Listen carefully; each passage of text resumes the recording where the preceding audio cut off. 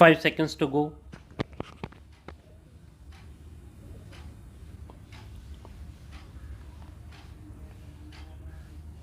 Start.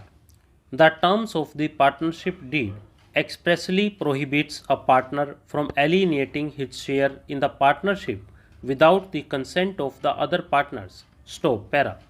Nonest factum.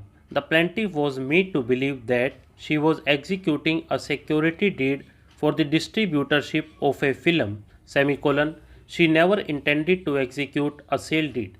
Stop. Para. The first two grounds aforesaid were rejected by the High Court with reference to the fact that the property in question was a co-ownership property and not a partnership asset, semicolon, and what was purported to be conveyed under the sale deed in question, Exhibit A1, was 1/5 right of the plaintiff as the co-owner of the property, and it was not in the assignment of the right of a partner. Stop. The High Court, therefore, rejected these two grounds. Stop. Moving on to the third ground pertaining to nonest factum, the High Court observed that on the evidence available on record, there were certain circumstances leaning in favor of the plaintiff, and there were other circumstances leaning in favor of the genuineness of the sale. Stop. The observations of the High Court as regards the competing sets of evidence read as under: para. On the evidence available, certain circumstances lean in favor of the plaintiff. Stop. According to the defendants, the husband of the plaintiff was acting as the manager of the firm. Stop. On the day on which Exhibit A1 sale deed was executed, admittedly, he was out of station. Stop. The extreme urgency for execution of Exhibit A1 on that day, in his absence, has not been brought out. Stop.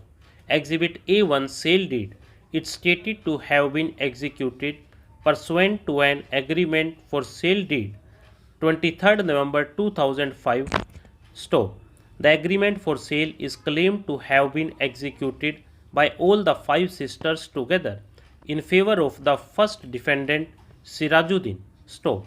The execution of the agreement for sale is disputed by the plaintiff. Stop.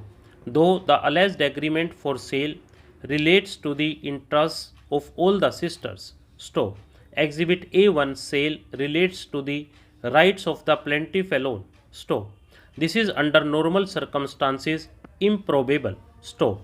The defendants set up a case that the proposed purchaser Sirajudheen sought for time for completing the sale, and that the husband of the plaintiff was not agreeable, and it was under such circumstances that Exhibit A1, regarding the plaintiff's share alone, was executed. Stop.